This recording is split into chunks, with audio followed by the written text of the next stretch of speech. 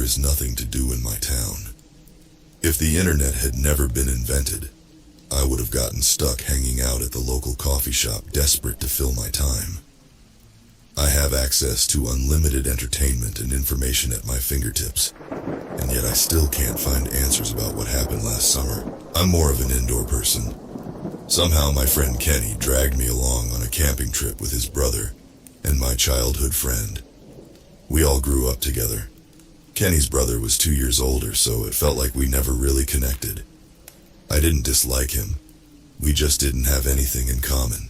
My best friend was the prettiest girl in the country, and I think she knew it.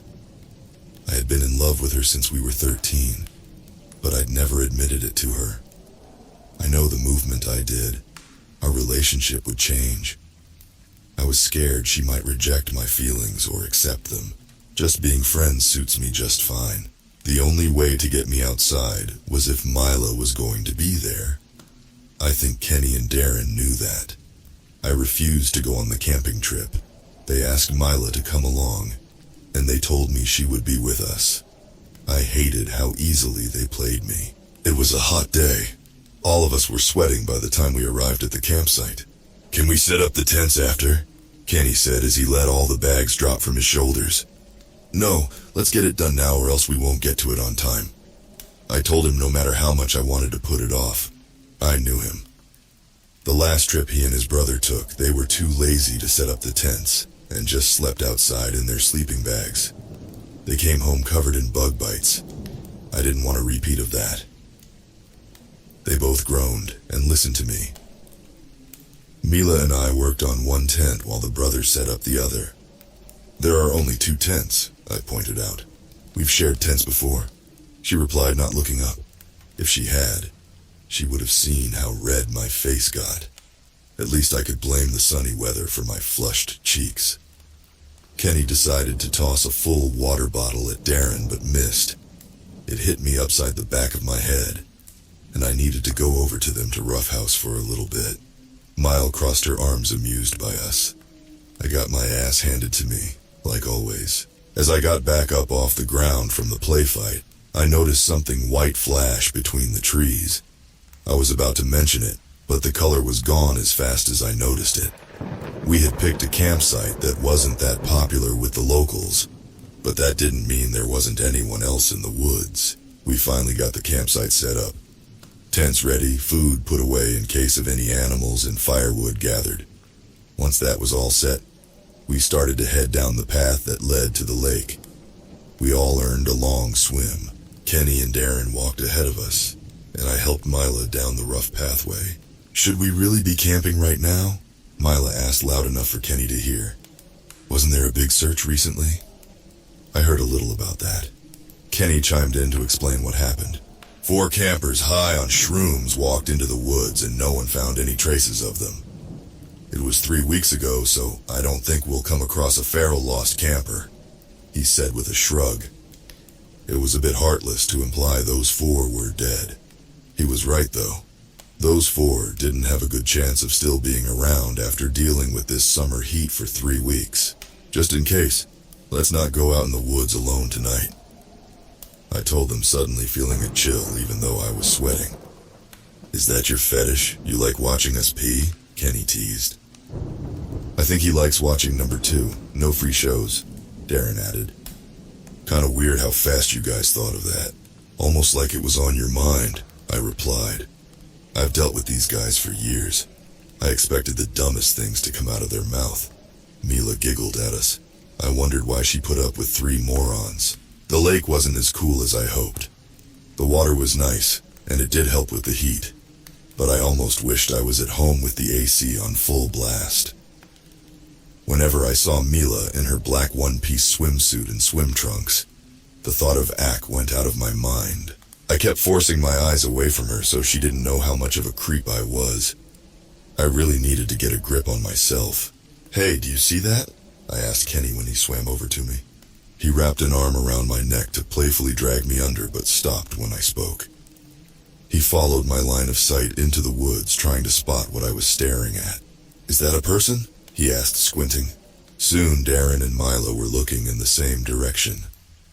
A white shape was between two trees on the other side of the lake.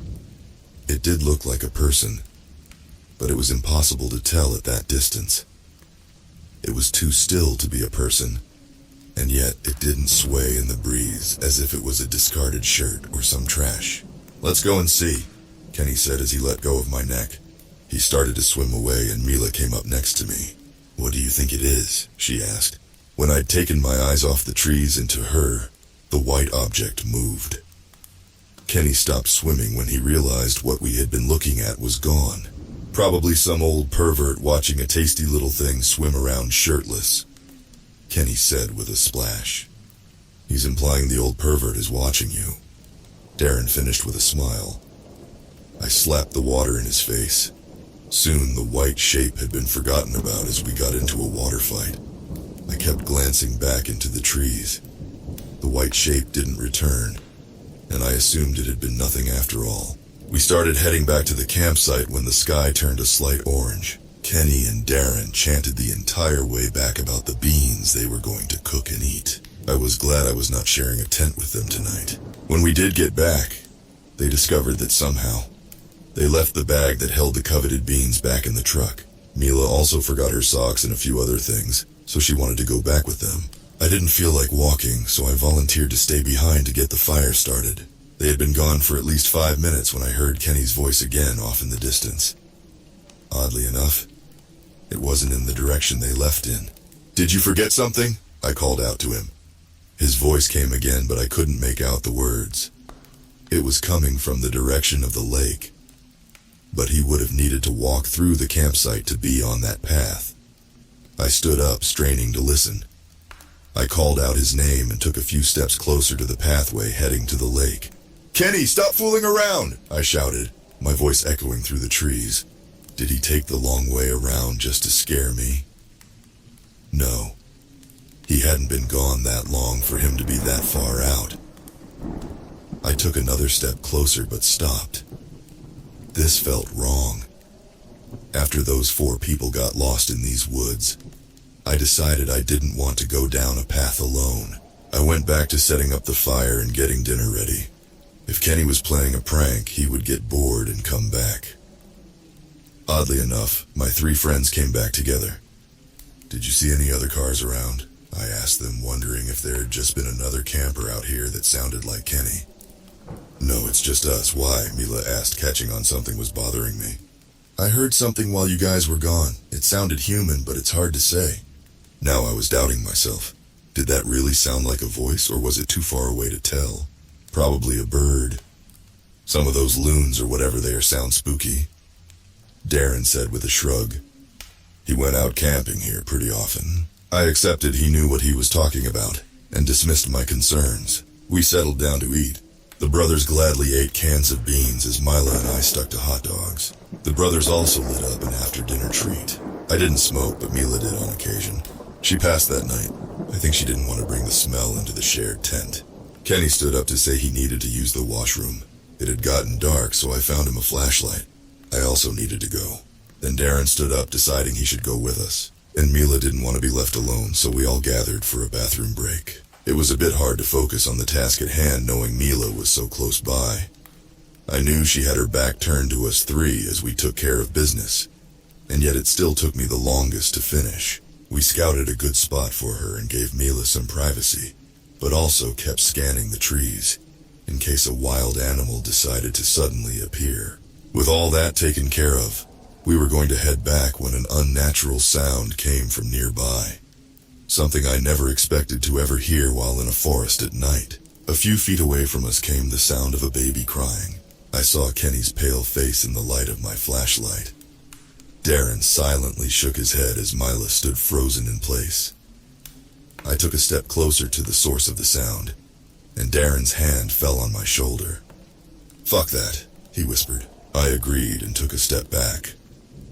We should all just leave. Mila, bless her, didn't want to risk someone actually being in trouble. She bravely marched off into the woods with 3 guys going after her, whispering for us to get out of there. We followed her to the source of the sound. She stopped just outside a small clearing with someone sitting on a log. They were dressed in rags with their back facing us. The figure hunched over, rocking back and forth as they made shushing sounds. We didn't hear the baby crying anymore. This was freaky. Downright nightmare fuel. "Are you all right?" Mila asked in a shaking voice. "My baby. My poor baby." The woman spoke, and she sounded so normal compared to how she looked. "We can call someone to get you some help," Mila offered. "My poor baby is starving." Slowly, the figure turned its head. The light caught a set of gray eyes that reflected in our flashlights. Stringy gray hair fell over a pale face. At first, the expression was blank. Then the face transformed into something distorted and monstrous. Kenny and Darren were screaming before that creature stood up. They bolted, leaving Mila and me behind. I grabbed her wrist, forcing her to run as the pale creature screeched. It got on all fours to easily cross the cleaning to reach us. It jumped into the air, mouth open and bony clawed hands outwards. I pulled Mila out of the way in time. The monster crashed into a tree, then flipped around on the ground like a cat trying to right itself. We started running again. Mila's legs shook so much I ended up grabbing her around the waist to start dragging her. To my horror, the monster kept coming for us. I needed to fight back. I let go of her long enough to find a hefty stick to use as a weapon. That was a mistake, although I'm not sure if we had any chance of getting away unscathed. The pale creature came down on Mila, biting down hard on her hand. She screamed and kicked to get the thing away from her. I slammed the branch as hard as I could into the monster's face. It screeched and released my best friend. I kept hitting it, but I think I was just pissing it off. Just as it was about to go into a counterattack, a whistle came from somewhere. For some reason, the creature suddenly got on all fours, a look of distress on its face. It turned heel and darted back into the woods.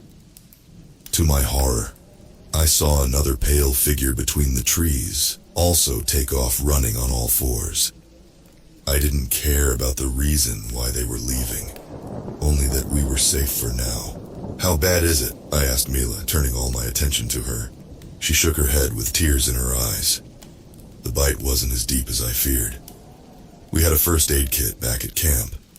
I took hold of her again to get us moving. I didn't hear Kenny or Darren. Even though they left us behind, I hoped they were safe. "It'll be all right. We'll get out of here. Do you have your phone?" I asked as we kept moving. Mila shook her head. I hadn't grabbed mine either. Sure, we were smart enough to go into a group, but we hadn't done anything intelligent after that. An odd whistling sound came through the trees. The strange melody chilled me to my core. Mila started to tug at my arm so we would walk away from the whistling. I glanced over her shoulder and saw flashes of white darting around the branches above us. As much as I hated the whistling, going in that direction seemed like the better option.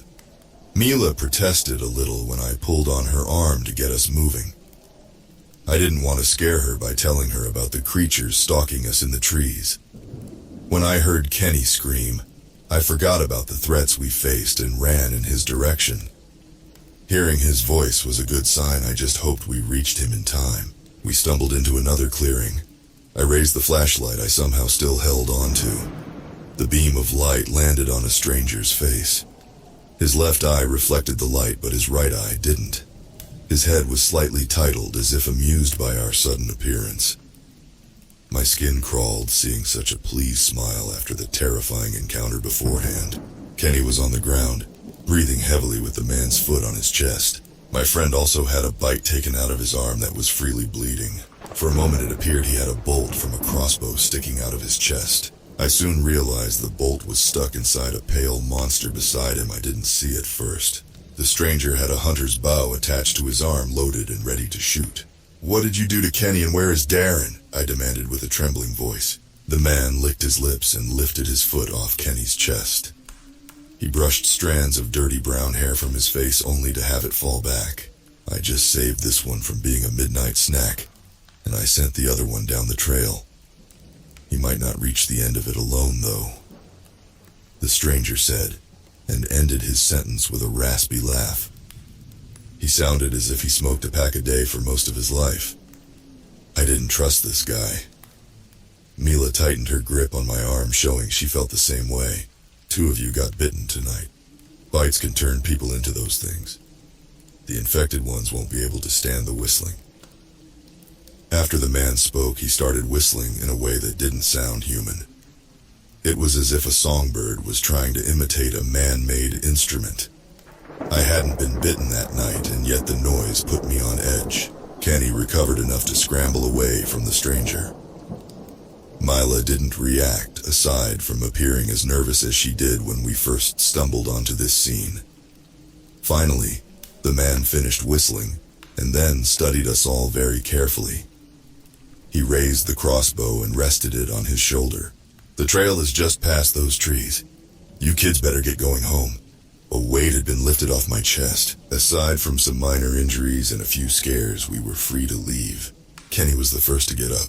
His legs shook as he tried to walk towards where we had been directed. Mila and I walked past the man, feeling his eyes on us. All the stress from the night came back as he gave us an unseen, judging stare. I thought we were in the clear when a sharp whistle came again. It was so sudden I jumped. Mila did as well. I turned around to comfort her, and what I saw caused my entire world to come crumbling down. Her face changed. The person I'd cared for so deeply and for so long looked nothing like herself. In her shock, she dropped her mask to let a contorted version of herself show through. When she realized her cover had been blown, her mouth grew wide and was suddenly filled with countless sharp teeth. She wanted to take my head off, but a quick shot from the crossbow stopped her. A bolt went through her cheeks, shattering teeth. She screamed, thrashing around. Before the man shot her again, she ripped the bolt from her face and jumped backward. Mila landed on all fours, snarling with a bloody mouth towards us. To my horror, a ripping sound came as she sprouted massive bat-like wings. Her hands became claws and her face transformed into something so far from human that I almost doubted she had once been the friend I cared about. In a flash, she launched into the treetops, joining the other white creatures that watched the scene at a distance. It took me a long time to realize the stranger started to drag me away. My brain was so numb from shock I don't remember how long we walked on the trail, or what anyone said to me most of the way back. I knew that man was whistling again. I snapped, wanting the noise to end. He stopped for a few minutes, then I realized the noise was the only thing keeping those creatures away. He playfully started back up again as Kenny and I kept our heads forward, trying to ignore the horrors in the trees. Darren was waiting for us at the end of the trail and outside of the forest. A lone police officer stood next to him, face as cold as steel. We stopped in front of them, unsure of what to say or how to explain ourselves. "Did you take care of the problem?" the officer asked, almost sounding annoyed. "Problems? And nope. Too many of them to deal with, and get these three out at the same time. I'm going back in to see what I can do. Sure do wish I had a friend coming with me," the stranger said with a loud, over-exaggerated sigh. I found my mouth opening to offer to go back to try and save Mila, but the cop stopped me. He saw 3 scared kids who would die if they tried to fight some monsters in a dark forest. "None of that. This is your job, not theirs. Now go and do it while I take care of my duties." The man shrugged again and pulled something out of his pocket. I expected it to be a pack of cigarettes, but he opened a small jar of dried cinnamon sticks. He tried offering one to Kenny, who refused. I reached out to take one, not to start chewing on like he did, but I needed something real from that night, or else my brain wouldn't believe what happened. "This one is bitten. Do you have anything for him?" the officer asked, and the stranger shook his head. Without warning, the cop pulled out a packaged syringe with some sort of clear mystery liquid inside. Kenny didn't protest the shot. The officer then reached into his back pocket to pull out 3 folded pieces of paper. "Sign these statements. The story is your friend got up in the middle of the night and got lost. We'll search for her tomorrow," the cop said, and handed us a sheet of paper. Darren looked disgusted, but he signed his name. Kenny needed some prodding to do the same. I refused, and it made the officer glare daggers in my direction. "What if I tell a different story?" I threatened, ready to face whatever retaliation that might happen. "You can. I say it would be best for you mentally to get the real story out." but no one will believe you. As it is, people are going to assume you three did something to that girl. Don't make it harder on yourself, the stranger said as he rolled the cinnamon around between his teeth. I hated him, I hated myself, and I hated what happened. I signed the paper and the officer told us to get inside his car so he could take us to the station.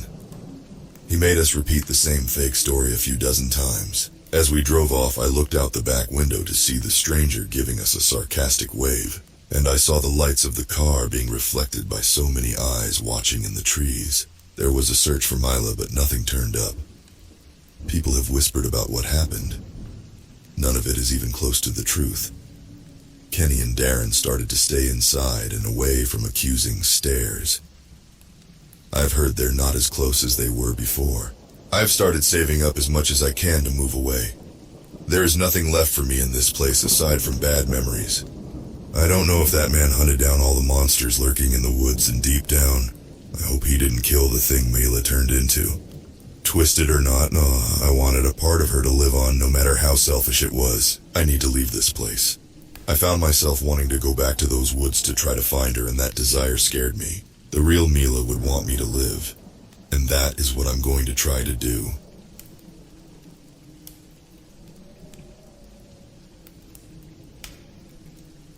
My name is Eric. Well, it's not my real name, but it's my alias. I'm a known writer to some niche horror communities. I'm also still in college, but I live alone most of the time due to my ever-traveling parents. From the outside, it's easy to tell I don't talk to many people. So much so, I even think that it'd be a great challenge to find someone who knew me. I'm also a huge geek, and this will have some importance, but we'll get to that. Since I was little, I've always consumed horror media. I was more so exposed to it at first, if anything. But despite being traumatized every so often, it stuck with me. Would I show my future children the horror movies I was shown? Nope. Did I seek out creepypastas in my early years despite being terrified by these short horror stories? Yes. Consuming these stories was just part of the fun. But I also liked imagining myself in them and creating my own stories which were inspired by them. I told myself throughout these experiences that I'd never be a victim if it were me. Whether it was a slasher, if there was a monster or anything. If I could fight, I would. How exhilarating. A brave hero making a last stand against impossible odds. Sure, they might die fighting a giant machete-wielding monster, but they'll look cool in the process. Anyways, there was a girl I met at the supermarket about 3 weeks ago. She was pretty, looked no older than me, and was overly nice. On any other occasion, this would have been an absolute win, and just maybe I could sleep without feeling so alone for once. The way we met set off an alarm in my head, however, and for some reason I didn't want to celebrate just yet. Please don't call me a loser. I haven't gotten to the geek section yet. The way we met felt a little forced. It was the cliche of bumping into a girl and picking up her books, but in this case, it was a basket of groceries. Her mannerisms were forced, or so I thought at least. She asked me a lot of basic questions like my name and about family and whatever. Things I would normally lie about and such. To my surprise, she caught me off guard with one question when she asked if I was single. When I obviously answered yes, she looked relieved. Now I'm not a bad-looking guy, and even then, that doesn't matter all too much from the couples I've seen online or wherever. But her reaction embarrassed me a little.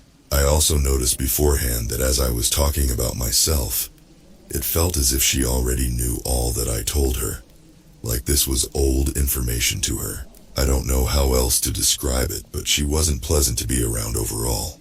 I don't think I did anything wrong in this interaction, nor did I overshare or say something suspicious. But afterward, I couldn't help but feel odd. If you can put two and two together, I think we all know where this is going. This was my first time meeting her, but I doubt it was her first time seeing me. I think, as in, I can't confirm it, but I basically believe she'd been stalking me for a while at this point. Speaking retroactively, of course. At some point, I started to notice faint scratches near the foot of my door. I have one of those doors where mail can be slipped through a slot, and recently the floor was getting covered in marks where the mail would drop. I didn't think much of it then, but I wouldn't be surprised if she was using an instrument of sorts to grab my mail through the slot, causing scrapes across the floor as she did so. The suspicious activity finally crossed my threshold when I compared the pictures of successfully delivered packages versus what I saw when I arrived home to bring them inside one evening. The package was slightly shifted from how it appeared in the picture, with several small pebbles clearly not matching up. Call me paranoid, but we aren't in a windy season. The package also opened a little easier than it should have, but maybe that's just me being me with my overthinking tendencies. Either way, from that day forward, my packages were normal. I made sure of it. It's creepy, but she must have caught on that I was catching on. Catching on to her specifically? I doubt she thought that. Heck, I'd forgotten entirely about her by then. I have far too many things on my mind at all times of the day. Remember how I said that my parents are always traveling? That was a bit of a lie, but I don't think it's worth explaining. Or rather, they aren't worth talking about. I bring this up because I use their old room as a studio to work on several hobbies of mine, whether it be writing, drawing, or scrolling through various online communities. At the time, I was reading a story posted on a website about a protagonist who obtained a bad habit of people watching. But it was then that I heard my front door from across the house creak open and shut in the span of a second. My spine felt as if it were caressed by a ghost, but I kept my cool as much as I could, unable to forget about the odd occurrences. I truly thought someone finally had entered my house. In my studio, because I'm a geek as briefly stated earlier, I have a katana and a ninja sword type thing. Ninjas aren't real, I don't think, but I only recently figured out what this sword is meant to be, just so I could attempt to describe it here. I bring this up because I trust this sword over my katana any day of the week. The katana I have is from a mall. It's sharp, yeah, but swinging it isn't comfortable at all. The ninja sword is very sharp, probably sharper and much easier to swing. The only downside is that it's about a foot shorter than my other blade. But beggars can't be choosers when someone just entered my house. My studio room is at the very back of the house, opposite of the front entrance. When entering the house, you'd need to walk through the hallway, keeping straight and passing up several rooms. The kitchen on the left and living room on the right. Then you'd reach my studio. With my sword in hand and a hollow feeling in my chest, I gently opened the door and stared at the front entrance, wondering if I could see any signs of someone entering. Although I couldn't confirm my suspicions visually, I could tell that the door was unlocked as usual.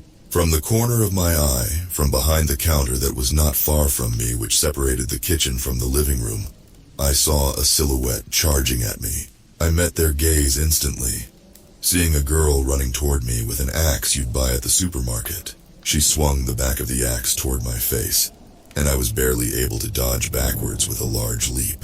She stood still after that initial swing hit the wall. She probably barely recognized that I had a sword in hand.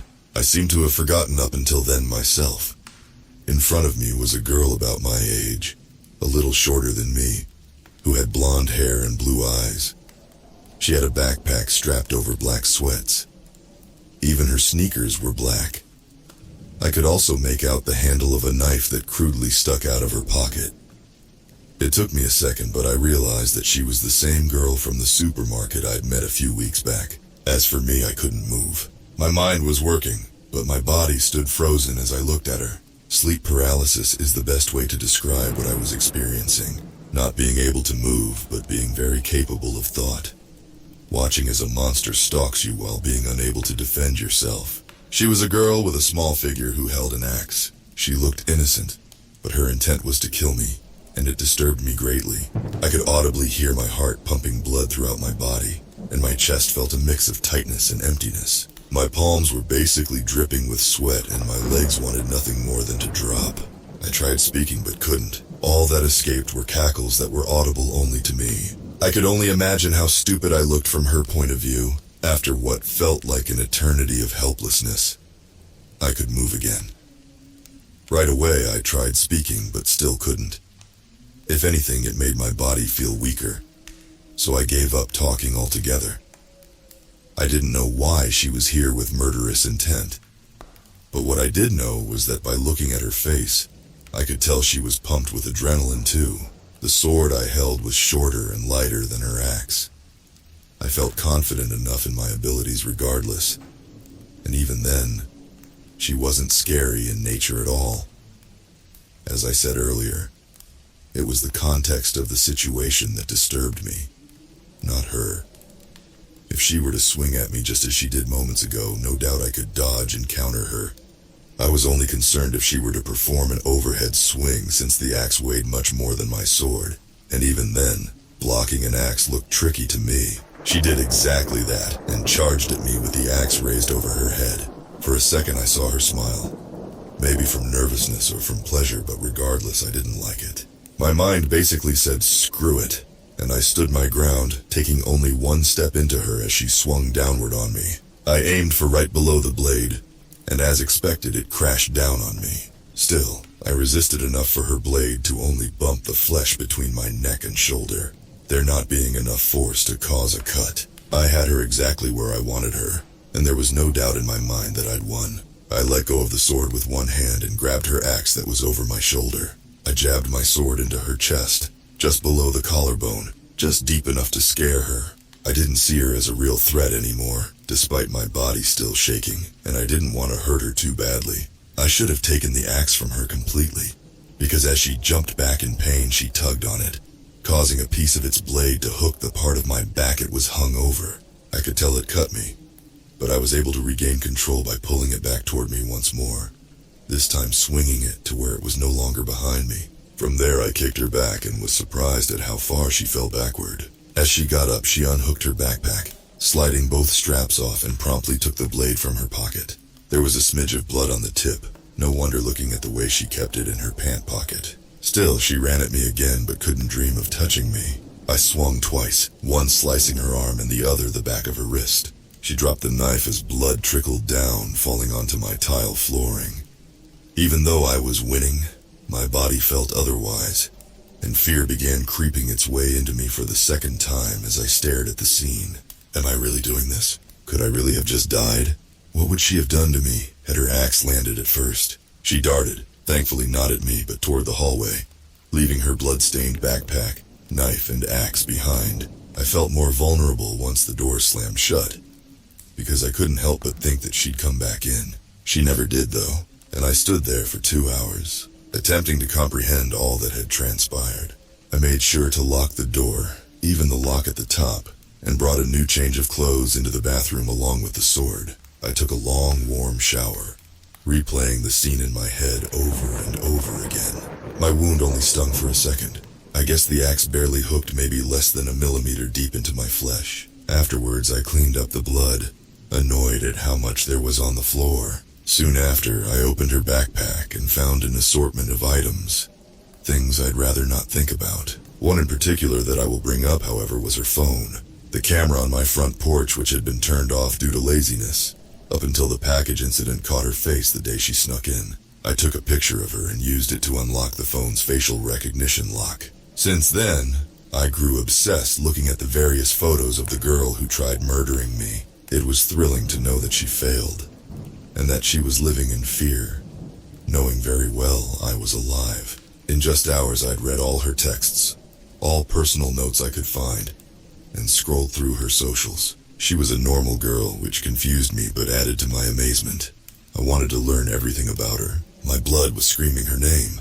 It was just like the horror novels I've read, written. And it wasn't long until I came up with the idea to finally meet this devious mistress. I was able to find wireless earbuds connected to her phone that had their tracking setting enabled. How ironic that she was so nonchalant about being tracked. I've been keenly watching her in person these past few days since then, as it didn't take long to find where she was staying at. You seem so interesting, and I'd like to get to know you better, which is exactly why I'm going to leave this note at your front door. Don't bother throwing away your earbuds and fleeing. I already have a few ways to find you regardless. This isn't my first time doing something like this, but it might just be the last depending on how this goes. I hope this doesn't come off as too weird, but I think you can forgive me seeing how you swung an axe at me. I don't know why you chose me. Maybe you know something or things about me that I don't want you to, but I'm not holding my breath on whether you'll phone the police based on that information. After all, we both have some things to hide, don't we? Otherwise, I would have simply called them by now. With love, and maybe more. Eric. P.S. This has all been therapeutic to me, and maybe I can share how I really feel when we meet up.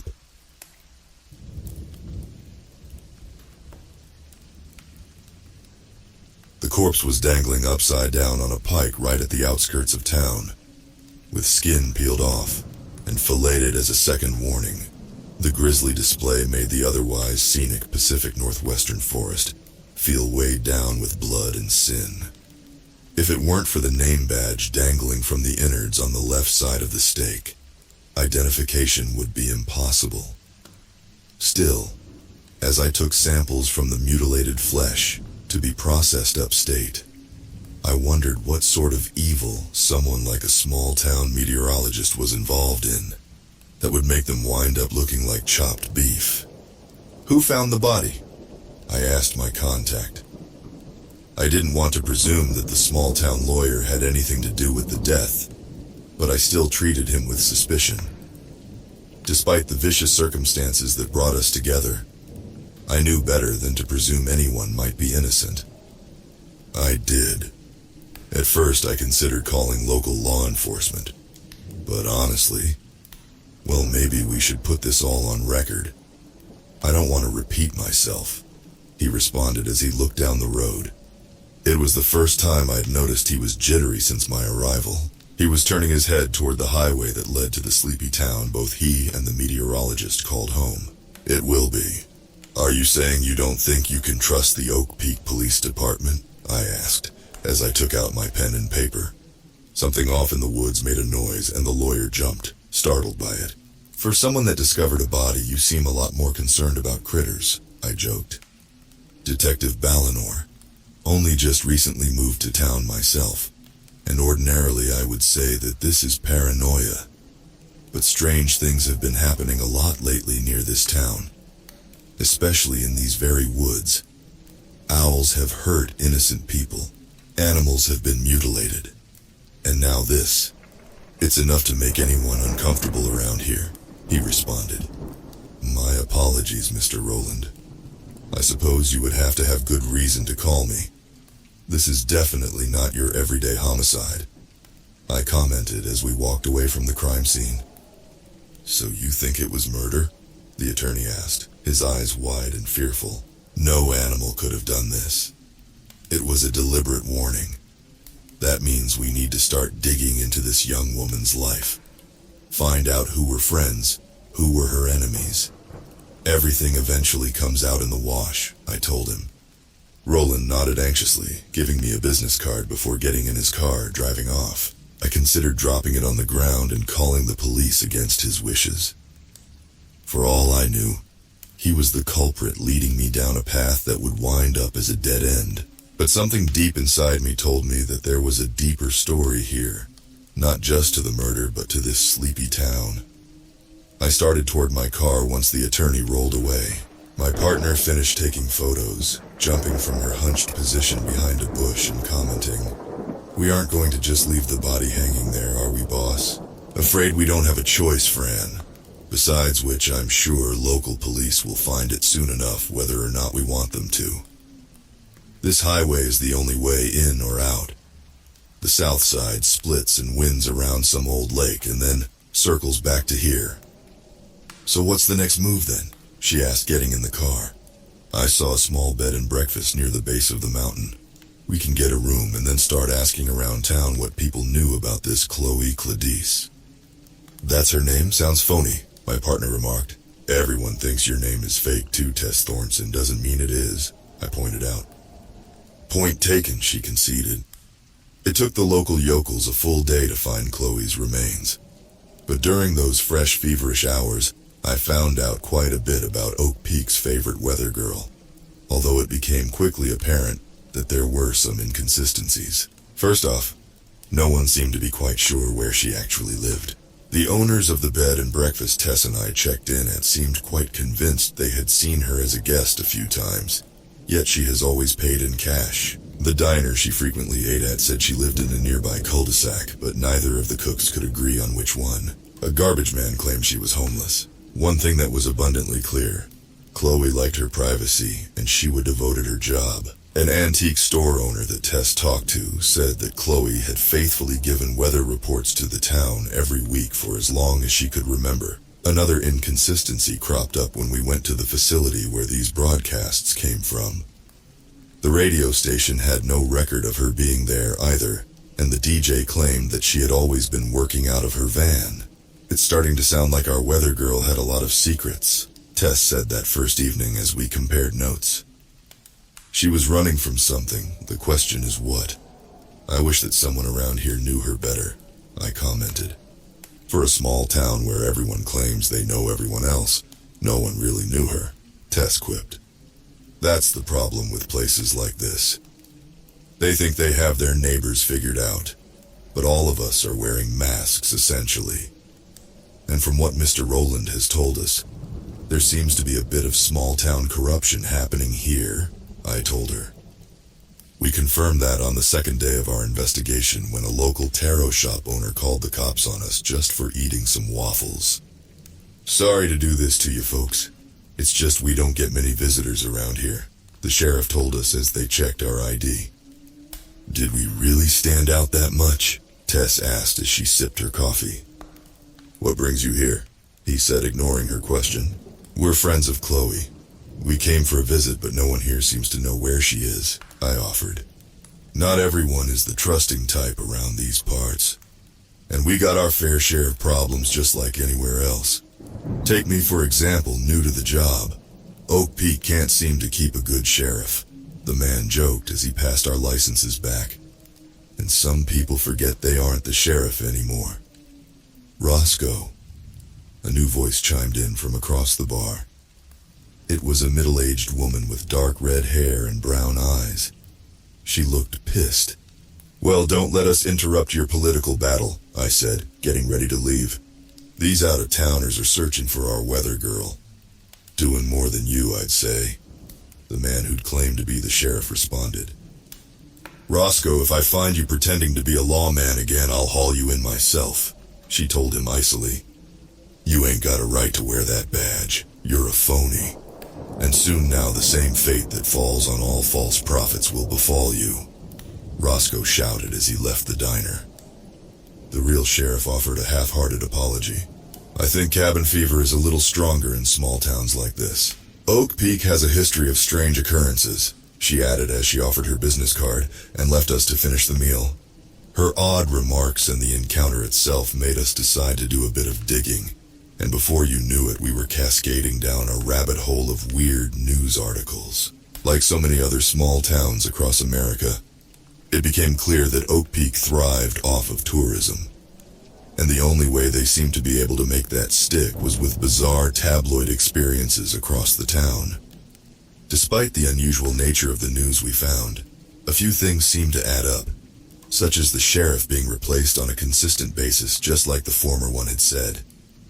Another thing that connected a few dots was how wild and remote the mountain near town was. Not a single accurate map seemed to exist, and there was also apparently a federal building near the area for reasons unknown. And there was frequent weird weather too, most of which oddly enough wasn't what Chloe ever reported about. The storms would pop up unexpectedly and disappear just as frequently with no rhyme or reason. Was this somehow connected to her gruesome demise? With all of these loose threads at our disposal, I hardly knew where to begin if I'm being honest. We might find ourselves stuck in this small town for longer than we anticipated, I told Tess, as we waited for the attorney at the diner again. Despite the fact that the sheriff now vouched for us, I felt that a lot more of the patrons to the restaurant were watching us. I figured. I got us a room for the next few days, but this check better clear or I'm hightailing it out of here, Tess said as she texted her brother. Walt asking for cash again? I asked. Nah. I asked him to do a bit of research. Did you know before 2022, Chloe Cladice has absolutely no digital presence? Almost like she didn't exist, Tess said, passing her phone to me. I glanced at the data and passed it back. Okay, but we also know that this town is a relatively private place. So maybe she came here to keep under the radar. Or like I said, it's a fake name, Tess said. Roland entered the diner with his briefcase and suit like he was on his way to court. Sorry I'm late. Had a job interview. Here's that check. Have you got anything on our weather girl yet? Only that she was very good at keeping her life hidden from anyone here. Do you know if she was trying to investigate something? I asked. Not really, but I did hear some chatter over the radio this morning. They found her van near the lake. I'm guessing that means our killer wanted the police to search in the wrong place, he said, and passed me a print off of all of Chloe's online activity. Looks like she was heading to the woods to rendezvous with someone, probably the same person that killed her. I paused as I looked at the weird hatch in the side of a hill. Do you know where that might be? No, but I know someone who should. The someone our attorney claimed knew the woods like the back of his hand was actually a homeless man that said his name was Tom. Of course I know the place. I know all the places that need to be known, he said as he crawled out of his little shack like a hermit crab. Can you take us there? And what's in it for me? I sighed and offered him $100, but that just made the wanderer laugh. You see how I live? Money is imaginary. Give me what's real. I don't have anything else. Sure you do. Everyone does. Especially around here. There's a price that must always be paid, Tom cackled. Information? I think you'll find I'm sorely lacking. Besides, anything I tell you about myself wouldn't benefit you. Then why would I tell you the truth about the woman who called herself Chloe Cladice? This made me take a pause because I hadn't divulged anything to the stranger, and immediately I felt uneasy. This crazy old man knew more than he led us to believe. Do you know what happened to her? The forest whispers to me, Tom responded. And what does it say? Payment first, he grinned. I sighed, trying to think of what I could offer this insane vagabond. We stared at each other for a long time before I felt that uncomfortable sensation in my body again, and I said something that I didn't anticipate saying. I think I have been to this town before. Almost on cue, Tom's eyes glistened like fire and he smiled a gnarly grin. And you will be here again. He reached behind his back and pulled out old cow skin and what looked like a piece of coal and started to create a map of the mountain around us. As he did, it sounded like he was babbling nonsense. When he was done and showed us the path that our weather girl had clearly taken, I couldn't help but notice that the pattern resembled an eye of some kind.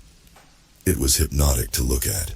I took it and was about to leave when Tom stood up and told me he had something else for me. He came back with what looked like the remnants of skin, perhaps even from the crime scene itself. How did you get this? I asked. I hear the whispers. The sky is full of them. If you listen, you can hear them too. Eventually, they will start screaming, he responded. I gave Tess a look as we made our leave before things got even weirder. To our surprise, though, as we returned to our vehicle, the police were waiting. Somehow I knew that you were a private investigator, a deputy remarked as he finished running our license plates. Colton Ballinor, that's a peculiar name. You from around here? He asked. Before I could respond, all of us heard a loud noise somewhere in the woods, like a machine transformer blowing up. It was enough to make the officers raise their weapons and think that it was coming from us. What the hell was that? The sheriff asked anxiously. Something about the noise also rang familiar. It was giving me a headache. The noise became a little louder, and the officers seemed transfixed, pointing their weapons first to me and then toward each other. Whoa, lower your weapons, all of you, the sheriff ordered. The noise got louder again, and from the forest I saw a familiar face, the man who'd claimed to be the sheriff from the diner. His eyes looked as black as night, and I was certain the noise we were hearing was coming from him. I warned you before. Your falsehoods will come to light, he snarled. The deputies pointed their weapon toward the sheriff and I pounced into action, screaming for her to duck. We fell to the ground together, and the officers wound up shooting each other. Tess tried to keep up with us as we reached our car for safety. The sheriff shouted that we needed to leave, but the noise had died off as quickly as it had arrived, and so had the man that had caused the chaos in the first place. As we drove away from the bizarre scene, I found myself catching my breath. I see what you mean about sheriffs having short terms. I was trying to joke, but honestly I was scared out of my mind. I had no idea what I had just witnessed. We didn't stop driving until we made it back to the bed and breakfast, and the sheriff made a call to the federal outpost. I washed up, still shaking from the supernatural event, and asked the woman what we were expected to do now. Leave town for all I care. Actually, no, don't do that. I have a feeling that whatever happened to Chloe is just the beginning, but it's out of your control and mine too. The feds are taking over the case immediately. Did you tell them about your predecessor somehow gaining mind powers and trying to kill all of us? I asked. They wouldn't believe me even if I did. Look, do whatever you want. Just keep a low profile. I don't need to dig more graves this week. The sheriff responded as she grabbed her things. Tess and I said nothing, frightened and overwhelmed by the thought that there might be forces beyond our control at play here. That check the lawyer gave us can keep us here for quite a while, boss. But I'm starting to think we've worn out our welcome, Tess told me in the morning. I wasn't listening, though. I was looking at the blood that was smeared on our motel room wall, seemingly appearing from thin air. Its message haunted and puzzled me because it told me that this place had a hold on me I didn't understand. Oak Peak welcomes you back, and I knew it meant the worst was yet to come. Next.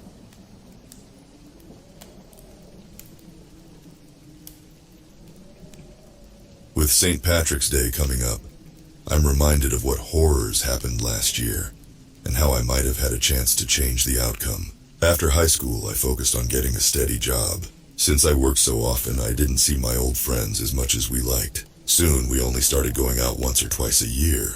I was invited out to a new bar. At first, I refused because I couldn't afford the night out drinking. Then they offered $50 for me to be the designated driver instead.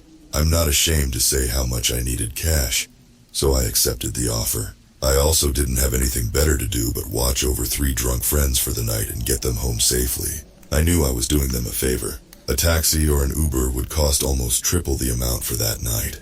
When they piled into my car with dirty shoes and greasy fast food bags, I considered charging them a cleaning fee.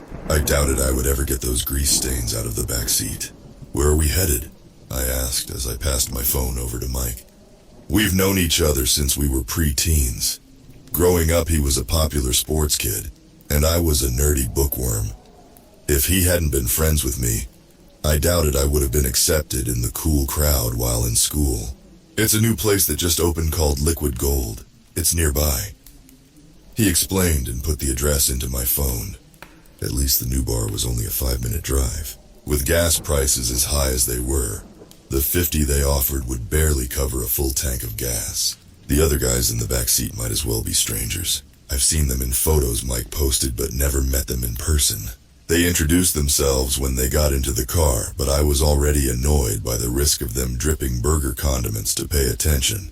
5 minutes of listening to them saying how they were totally going to score was torture. The building we stopped inside didn't appear to be a bar. It had once been a bookstore with some signs left behind in the empty window. There wasn't anyone else around, which was odd for a bar on St. Patrick's Day. I considered Mike had the wrong address, but he assured me we had arrived at the right place. He opened the unlocked door to show a narrow staircase bathed in a sickly green light. Thumping music got louder the closer we got to a white door with peeled paint. Mike opened it to show a packed hidden bar below the abandoned bookstore. I looked around a little shocked at how this place appeared far larger than the building it was under. Before I could think too much about that, Mike darted off. I shouted after him to remind him when we were going to leave. The other 2 followed him, and I'd hoped I would remember what they looked like at the end of the night. I should have grabbed their phone numbers just in case. Since I wasn't drinking, I found a somewhat quiet booth at the back of the bar. A crowd had formed on the small dance floor and by the bar. The place had been decorated in green and gold. Golden glitter littered the floor and most of the tabletops. That stuff would be everywhere on me by the end of the night. I decided to get in line to get water or something simple. The crowd by the bar moved fairly quickly. Almost everyone had a bottle with a green drink in their hand. A sign said how cheap the drink was, so it explained why it was selling so fast. The bartender had a bottle ready to serve me. I almost felt bad asking for a soda instead. He gave me a side eye and got what I requested. It almost looked like he was a bit angry I wasn't drinking. I quickly left the bar to find my quiet booth again, only to find someone else there. A woman looked up at me and smiled. "Did I take your spot?" she asked. She was short. Her feet almost didn't touch the ground, but she didn't appear younger because of her height. When she smiled, slight wrinkles appeared at the corners of her eyes. She wore a button-down white shirt that was having issues staying closed. I found myself staring and forced my eyes away, which made her smile again. "I can find somewhere else," I said, but she shook her head. "Come and keep me company," she replied with a small pat on the table. I sat down, feeling nervous, with her green eyes looking over me. "Not drinking tonight?" she questioned. "No, I'm the designated driver," I answered as I found a coaster for my glass. I didn't know that was a thing anymore. A lot of people hire those ride services. My friend got drunk and forgot his phone in an Uber once. The driver used his phone and spent like nearly $1,000 because Mike was dumb enough to have all his payment details saved on an unlocked phone. At least if Mike left his phone in my car, I would be good enough to return it. After I collected my driver's fee, of course. And you're a good enough friend to give it back after you only spent $100 from his account, she teased. I laughed with her and didn't deny her accusations. She introduced herself as Felicia. I gave her my name, feeling a bit proud of myself for keeping a conversation going with someone who wasn't forced to talk with me, because we were trapped in the same workplace. Sadly, Mike interrupted our short interaction. He had a bottle of the green drink in his hand and his face was flushed. I've never seen him get so drunk so fast.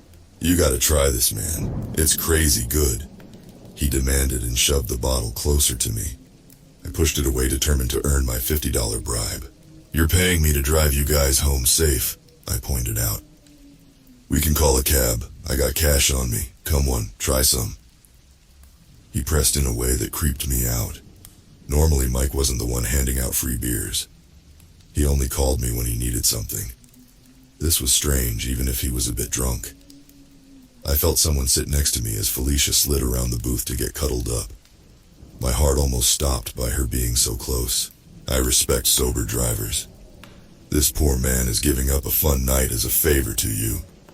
Maybe I'll make it up to him later on, she suggested.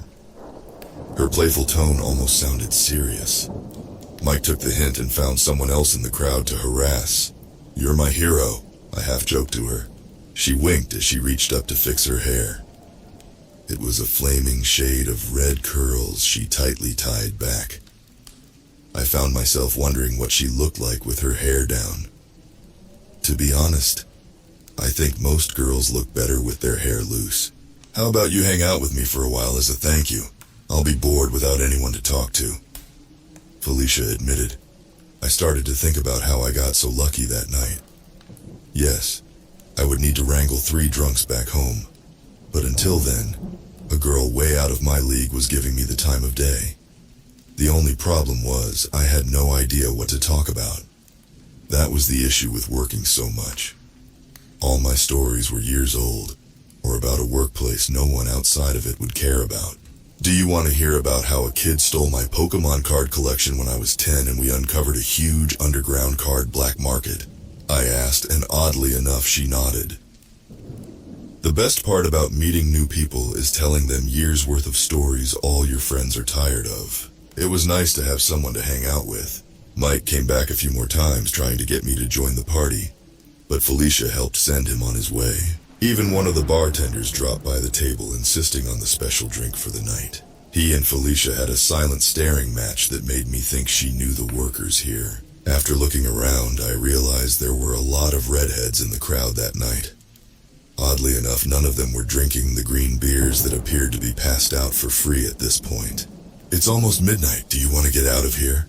Felicia offered, taking my attention back to her and away from the crowd.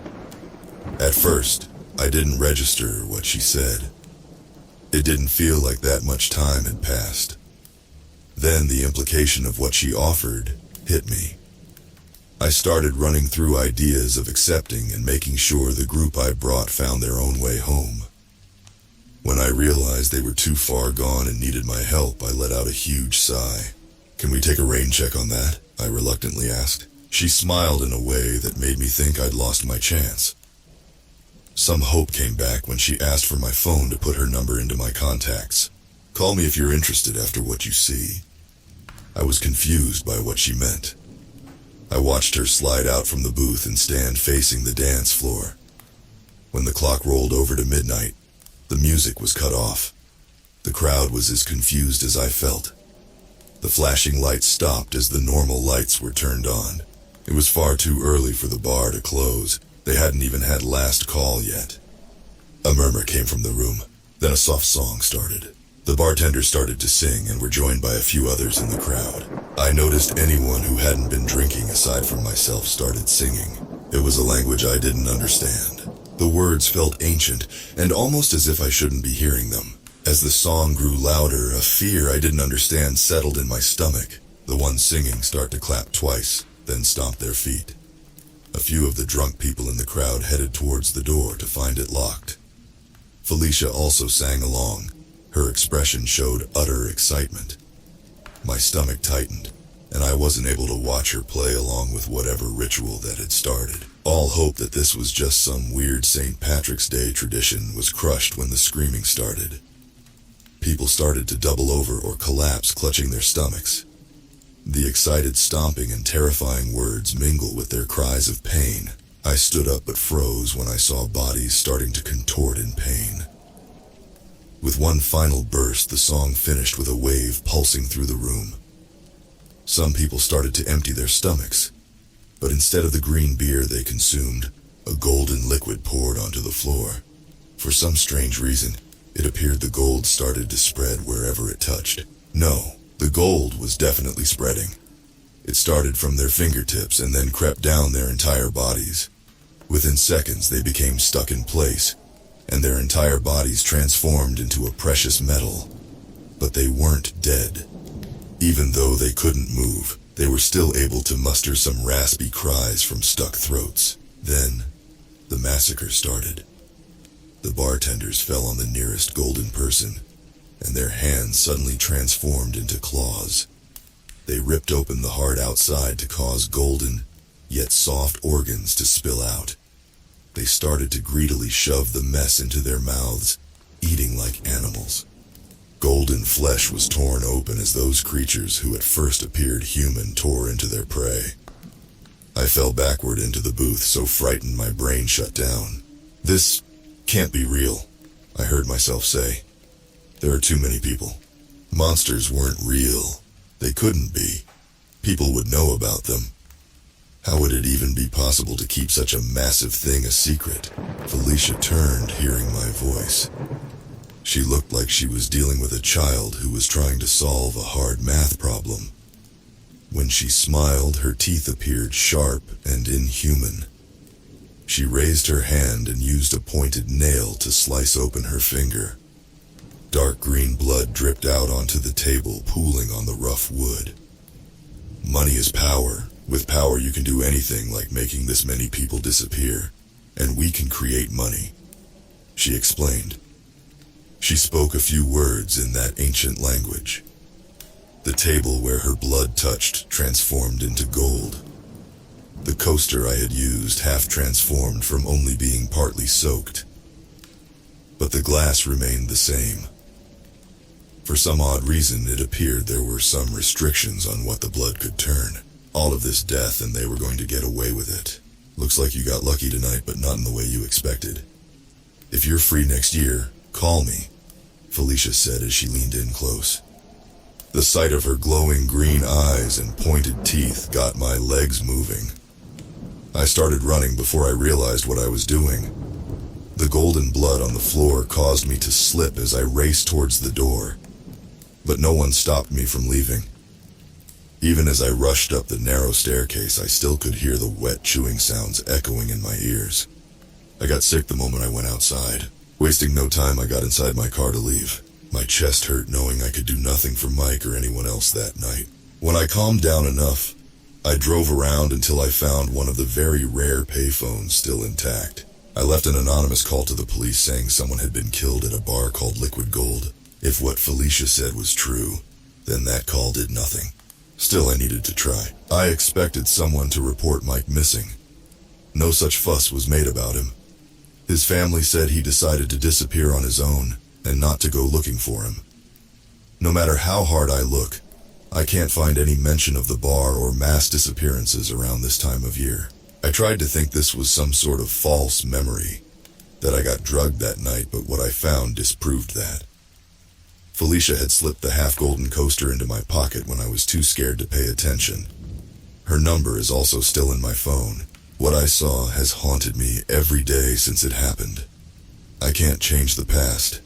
I just hope that telling my story may make at least one person reconsider their plans. You can still drink this weekend, but I think it's safer to do it at home.